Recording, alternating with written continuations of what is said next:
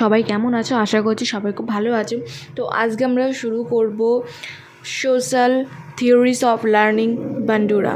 ঠিক আছে, মানে বান্ডুরার পর্যবেক্ষণ ও সামাজিক প্রসঙ্গমূলক শিখন তত্ত্বের ভিত্তি, যেখানে কি ব্যক্তিত্বের বিকাশ সম্পর্কে অধ্যয়ন ও গবেষণা প্রসঙ্গে বান্ডুরা তার সামাজিক প্রজ্ঞা সংগঠনমূলক শিখন তত্ত্বের প্রস্তাব করেন।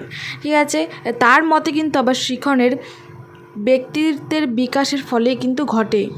ঠিক আছে, ব্যক্তিত্ব বিকাশের ক্ষেত্রে বান্ডুরা ব্যক্তির 5টি উপাদান বা বৈশিষ্ট্যপূর্ণ ক্ষমতার উল্লেখ করেছেন। ঠিক আছে, সেগুলি কি আছে? উপাদান কি আছে? 5টি উপাদান আছে হলো 1 নম্বর, জন্মগতভাবে শিশুর মধ্যে উপস্থিত থাকা প্রতিবর্তী ক্রিয়া বা রিফ্লেক্স অ্যাকশন, যেটা শিশুর মধ্যে জন্ম থেকে থাকে। ঠিক আছে, প্রতিবর্তী ক্রিয়া। শিশুর সাংকেতিকরণ ক্ষমতা, যার সাহায্যে সে তার বাস্তব অভিজ্ঞতাকে মানসিক কল্পে রূপান্তরিত করতে পারে এবং তার মাধ্যমে সে আচরণের নিয়ন্ত্রণ সম্ভব হয়।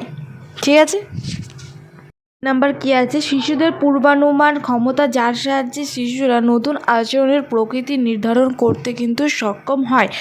ঠিক আছে, নেক্সট কি আছে? শিশুদের পর্যবেক্ষণের মাধ্যমে শিখন ক্ষমতা। শিশুদের পর্যবেক্ষণের মাধ্যমে কিন্তু শিখন ক্ষমতা হয়ে থাকে। ঠিক, শ্রেণীকক্ষে শিশুরা শিক্ষক যে শেখাচ্ছে, যে পাঠ্যবস্তুর বিষয় শেখাচ্ছে সেটার প্রতি সে কিন্তু সবসময় মনোযোগ রাখে না। সে কিন্তু অনেক সময় আবার মনোযোগ রাখে, দেখবে স্যার ম্যাডামরা যা করছে, সেটা যা স্টাইল করছে সেগুলো সে লক্ষ্য করে, যেমন আচার আচরণ, কথা বলার ভঙ্গি ইত্যাদিও কিন্তু সে ফলো করে এবং সেটা সে শেখে। এছাড়া ক্লাসের বাইরে সমাজের বয়স্ক ব্যক্তি, পিতামাতা, অভিভাবক ইত্যাদি সবাই যে যা করছে সেটা কিন্তু সে পর্যবেক্ষণ করছে এবং তাদের আচরণ কিন্তু সে তাদের আচরণের দেখে সে কিন্তু শিখছে অনেক কিছু। ঠিক আছে, বান্ডুরা এই ধরনের শিখনকে আচরণ অনুকরণের মাধ্যমে শিখন বা ভাইকারাস লার্নিং বলেছেন। ঠিক আছে, নেক্সট কী আছে আমাদের 5 নাম্বার, শিশুদের আরও একটি গুরুত্বপূর্ণ বৈশিষ্ট্য কী আছে আমাদের? তাদের আত্মবিশ্বাস। ঠিক আছে, এর মাধ্যমে তারা কি করে?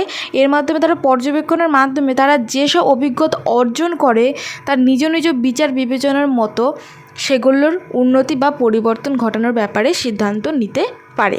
ঠিক আছে, বান্ডুরা আরও 5টি উপাদানের কথা বলেছেন। সেগুলি কী আছে? মডেলিং। আর মডেলিংয়ের ভিতরে আবার 2টো পার্ট আছে। সেগুলি কী আছে? প্রকৃত মডেল বা রিয়েল মডেল, আর প্রতীকী মডেল বা সিম্বলিক মডেল। ঠিক আছে, আর হচ্ছে মনোযোগ সংরক্ষণ, সঞ্চালনমূলক পুনরুৎপাদন প্রক্রিয়া, প্রেষণামূলক বা শক্তিবর্ধনমূলক প্রক্রিয়া। ঠিক আছে, তো এইগুলি সম্পর্কে আমরা ভিডিওতে আলোচনা করব। ওকে, তো আজকে এই পর্যন্ত, বাই।